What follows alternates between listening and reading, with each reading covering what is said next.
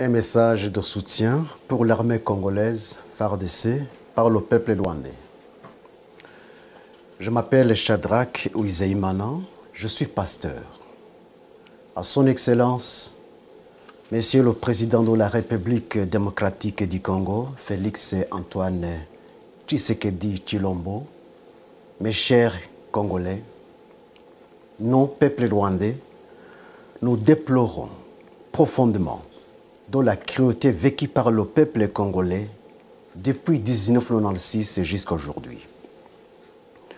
Nous déplorons profondément de la mort de plus de 6 millions de Congolais due à la guerre déclenchée en RDC par le Rwanda et l'Ouganda depuis 1996.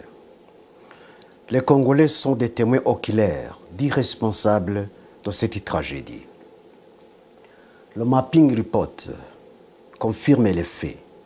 Tout le monde, petits et grands, sait très bien que Paul Kagame est responsable du massacre perpétré contre les Congolais, sans oublier des réfugiés rwandais et burundais qui étaient en RDC. Le même individu, Paul Kagame, est également responsable du massacre qui a eu lieu au Rwanda depuis 1990 à 1994. Aujourd'hui encore, cette année 2022, l'armée rwandaise, sous la couverture de M23, ose une fois de plus envahir la RDC. C'est déplorable, inimaginable, regrettable et insupportable. À son Excellence, Monsieur le Président, mes chers Congolais, j'aimerais que vous sachiez cette vérité, la vérité suivante. Ne confondez jamais le peuple rwandais et Paul Kagame. Ce sont deux personnes différentes, de caractères différents et d'éducation différente. Si vous acceptez de comprendre cette vérité, regardez le caractère et l'éducation du peuple rwandais, non pas dans le miroir de ce régime sanguinaire, tyrannique, totalitaire, despotique et génocidaire de Paul Kagame, mais dans le miroir du régime sociable et paisible de Habyarimana Juvenal.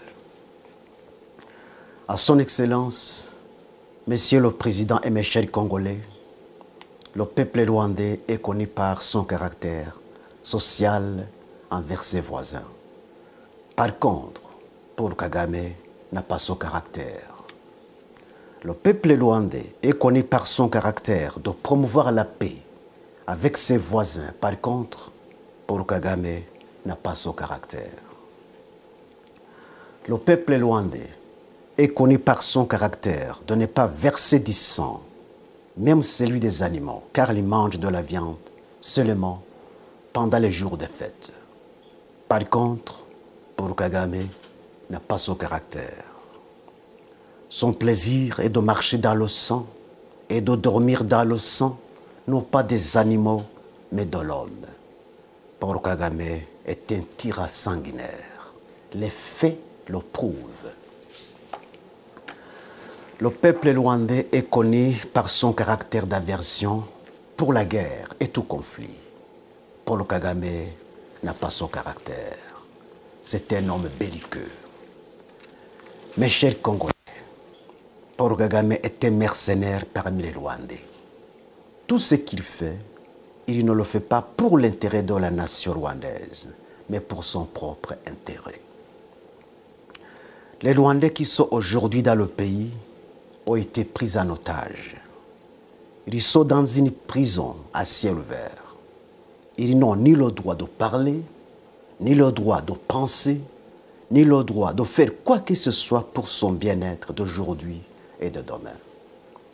Le peuple rwandais est un peuple malheureux, un peuple sans défense et sans protection, sauf Dieu seul. Ne commettez pas donc une erreur de confondre le peuple rwandais et Paul Kagame.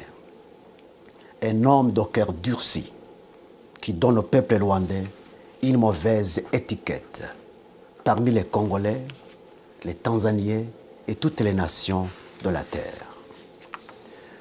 Ne commettez pas non plus une erreur de confondre les Tutsis et Paul Kagame. Paul Kagame était mystérieux parmi les Rwandais.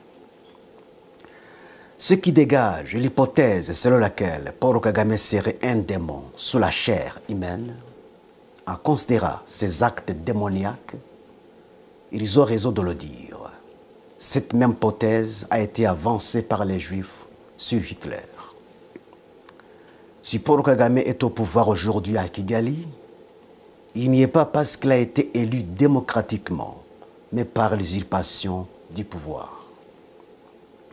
Lorsque nous disons, nous, peuple rwandais, nous soutenons fortement l'armée congolaise FARDC dans cette lutte louable qu'elle est en train de mener contre l'armée rwandaise sous couverture de M23, vous devez saisir nos propos, non pas comme ironie, mais pour la vérité, rien que la vérité. Le peuple rwandais n'a pas donné à Kagame un mandat d'agresser la RDC sous la couverture de M23. Il a fait et il fait cet acte ignoble par ses propres mérites, non pas par les mérites des Rwandais. Nous, peuple rwandais, nous dénonçons et condamnons énergiquement l'invasion de l'armée rwandaise sous la couverture de M23, sous l'ordre de Paul Kagame, non pas sous l'autorisation de la nation rwandaise. Nous, peuple rwandais, nous demandons à Paul Kagame de démissionner car ces actes de barbarie contre la RDC depuis 1996 jusqu'à aujourd'hui est une honte pour la nation rwandaise. Personne ne doute l'invasion de la RDC par l'armée rwandaise sous la couverture de M23. Personne, sauf les alliés de Paul Kagame pour leurs intérêts personnels. À son Excellence, Monsieur le Président et mes chers Congolais, trop c'est trop.